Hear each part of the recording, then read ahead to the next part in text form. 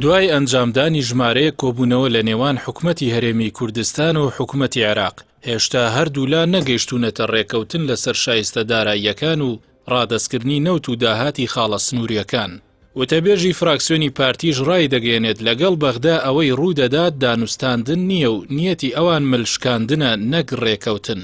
6 ڕۆژە شاندی دانوستاندکاری هەرێمی کوردستان لە بەغدان بە مەبەستی گەیشتنە ڕێکەوتنێک لەگەڵ حکومەتی عێراق بۆ چارەسەری کێشەی موچە و بودجەی 2021 و یاسای تێپەڕێنراوی پڕکردنەوەی کوردهێنانی بودجە و نەوت، بەڵام تاوەکو ئێستا نەگەیشتوونەتە ڕێکەوتن. ئەندامێکی لیژنەی دارایی لە پەرلەمانی عێراق ڕای گەیاند ناکۆچیەکە لە نێوان شاندی هەرێم و بەغدا لەوەدایە. حکومەتی عێراق داوا دەکات هەرێمی کوردستان ڕۆژانە 460,000 بەرمیل نەوتی خاوی ڕادەست بکات، بەڵام هەرێمی کوردستان تاوەکو ئێستا بەو داوایە ڕازی نەبووە.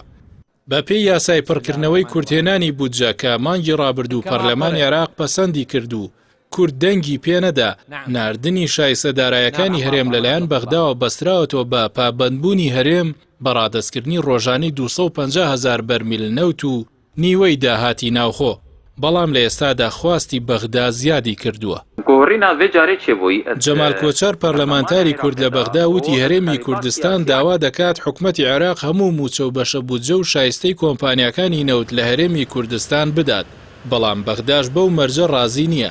ئەوە لە کاتێکدایە بەرپرسانی باڵای پارتی لە پەرلەمانی عێراق و پەرلەمانی کوردستان زانیاری پێچەوانە لەبارەی دانوستانەکانی نێوان هەولێر و بەغدا دەخەنە ڕوو.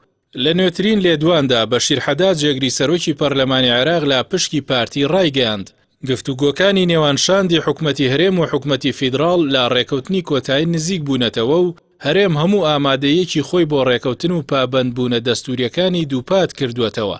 هاوکات پێشەوە هەورامانی وتەبێژی فراکسیۆنی پارتی لە پەرلەمانی کوردستان لەبارەی ڕێکەوتنی هەرێم و بەغدا بڵاوی کردەوە. لەگەڵ بەغدا ئەوەی ڕوودەدات دانوستاندن نییە و نیەتی ئەوان ملشکاندنە. بەغدا دەیەوێت شتێکی زۆر لە تۆ بسێنێت و کەمێکت پێ بدات. شتێک نییە ناوی حکومەتی عێراقی بێت بۆ ڕێکەوتن لەگەڵی و بەغدا هەوڵی بچووکردنەوە و لاوازکردن و برسیکردنی هەرێمی کوردستان دەدا.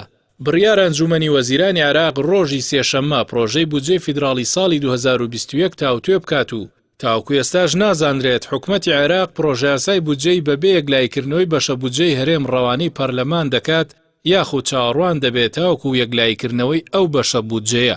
یەکێک لە هۆکارەکانی دواکەوتنی دەنگدان لەسەر بودجەی گشتی 2021 و ڕەوانەکردنی بۆ پەرلەمانی عێراق کارکردنە لەسەر کەمکردنەوەی ئەو کوردهێنانە زۆرەی کە لە بودجەی 2021 دا هەیە.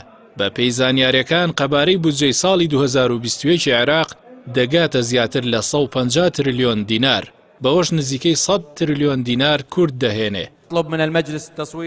جێی ئاماژەیە پاش پەسەندکردنی یاسای کوردهێنانی دارایی کە پشکی هەرێم بەسرا بووەوە بە ناردنی نەوت و داهاتی خاڵە سنووریەکان، حکومەتی هەرێم لەگەڵ ئەوەی توانای دابینکردنی موچەی نەبوو بایکۆتی عێراقی کردبوو، بەڵام سەرنجام لە ژێر فشاری خۆپیشاندەران هەرێم وەفدێکی ناردە بەغدا و ماوەی 6 ڕۆژە وەفدەکە لەگەڵ بەرپرسانی حکومی و پەرلەمانی و حیزبی لا کۆبوونەوەدان و تاوەکو ئێستا نەگەیشتوونەتە ڕێکەوتن و ئەگەری هەیە ئەم جارەش بەدەستی بەتاڵ بگەڕێنەوە هەرێمی کوردستان.